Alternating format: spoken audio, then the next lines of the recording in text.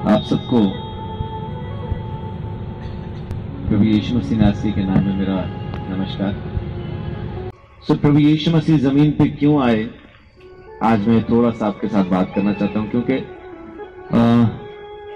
जब हम धर्म की बात करना शुरू करते हैं तो फिर वो बंट जाता है। इंसान इंसान नहीं रहता, बल्कि वो हिंदू हो जाता है, मुसलमान हो जाता है, सिख हो जाता है, ईसाई हो जाता है। वो इंसान बना नहीं रहता।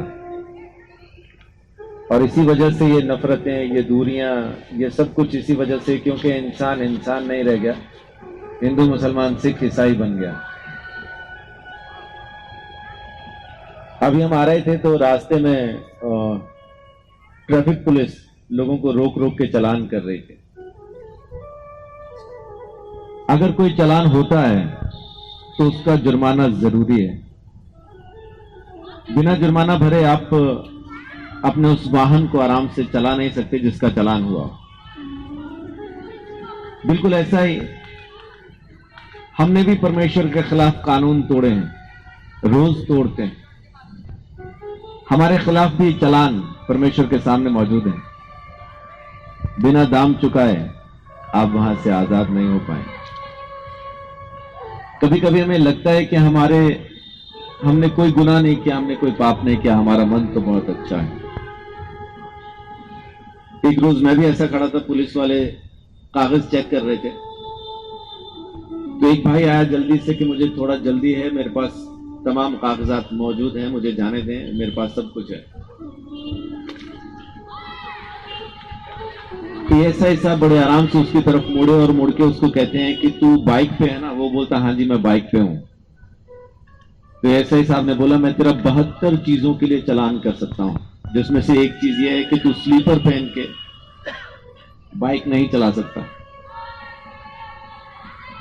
मुझे भी पहली बार पता चला, शायद उसको भी पहली बार पता चला होगा।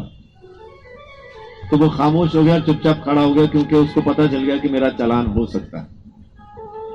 कभी कभी हम भी इसी वहम में जी रहे होते हैं कि मैंने कोई गुनाह नहीं किया, मेरा मन साफ है, मैं परमेश्वर के सामने सही हूं, लेकिन हमें पता ही नहीं कि स्लीपर पहन के चलाने से चालान कट जाता है। जाने में अनजाने में सुबह से शाम तक हम हर रोज कुछ ना कुछ ऐसा कर रहे हैं जो उसके सामने दंडनीय है, जो पाप है। और बाइबल हमें बताती है कि हर एक पाप का जो दंड है वो मौत है। मौत का मतलब मर जाना नहीं है, मौत का मतलब है अलग होना। अक्सर झगड़ा हो जाता है तो कहते हैं तू मेरे लिए मर गया, मैं तेरे लिए मर गया। मरता वहां कोई नहीं, ये अलग हो जाते हैं। अलग होना ही मौत है। तो पाप का दंड मृत्यु है, मतलब कि वो परमेश्वर से हमेशा के लिए अलग हो जाएगा। उसका दाम चुकाने के लिए प्रभु यीशु मसीह जमीन पे आया। वो जो चालान हमारे खिलाफ कटे हुए हैं, जमीन पे रह के अगर हम अपने कर्मों से उसको निपटाना चाहें तो श्रीमद् भगवत गीता में श्री कृष्ण कहते हैं परमेश्वर भले या बुरे काम स्वीकार ही नहीं करता। तो वो दाम खुद परमेश्वर का खून है, ये ऋग्वेद हमें बताता है। दैत्यारण्य का उपनिषद का 3रा श्लोक कहता है कि खून बहाए बगैर पापों से छुटकारा नहीं मिलेगा, लेकिन वो खून खुद परमेश्वर का होना चाहिए।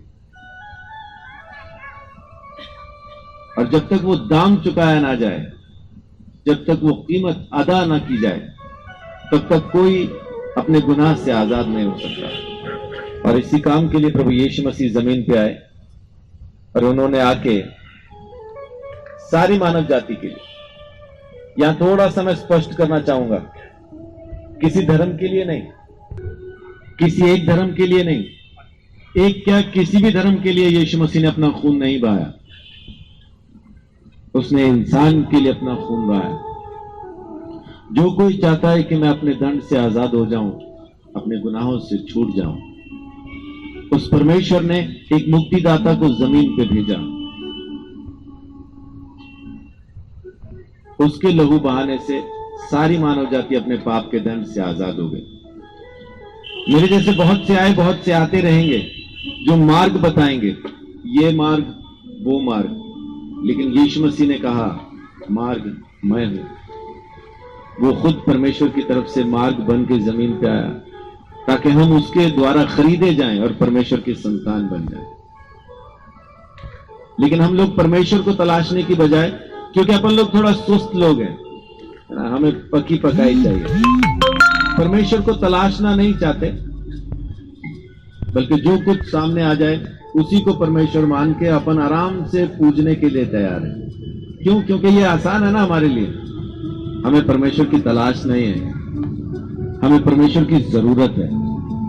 जिस रोज आपको परमेश्वर की तलाश हो जाएगी उस रोज वो आपको मिल जाएगा। अभी तक तो सिर्फ जरूरत है, मेरा ये काम हो जाए, मेरा वो काम हो जाए, ये चढ़ा देंगे, वो उतार लेंगे, उधर जाएंगे, ये कर लेंगे, ऐसा बहुत कुछ। यानी जरूरत के लिए हम परमेश्वर को याद कर रहे हैं, उसको याद करने के लिए याद नहीं कर रहे हैं। जिस रोज आप परमेश्वर को तलाशेंगे, जिस रोज आपका रिश्ता उससे हो जाएगा, उस रोज सब कुछ हो जाएगा। और वो धर्म में नहीं आएगा, मैं ईमानदारी से आपको बता रहा हूं, यहां आपको कहता हूं, उसके सामने ये प्रकट हो जाएगा कि किसी भी धर्म के लोग उसके सामने नहीं होंगे, ना हिंदू, ना मुसलमान, ना सिख, ना ईसाई।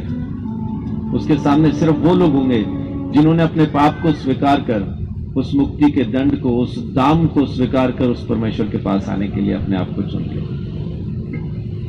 परमेश्वर से प्रेम करें, परमेश्वर से मोहब्बत करें, उसके साथ एक रिश्ता बनाएं। वो बाप है, पूजने की चीज नहीं है।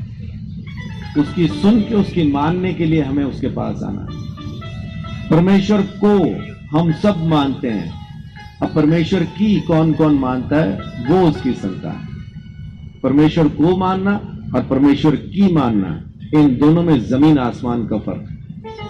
जिस रोज आप परमेश्वर की मानने लगेंगे उस रोज सब सही हो जाएगा। फिर आप धर्मों से और सब चीजों से निकल आएंगे, फिर आपको कोई परेशानी नहीं रहेगी। फिर आप ये कह नहीं पाएंगे कि मैं हिंदू हूं या मुसलमान हूं या सिख हूं या ईसाई।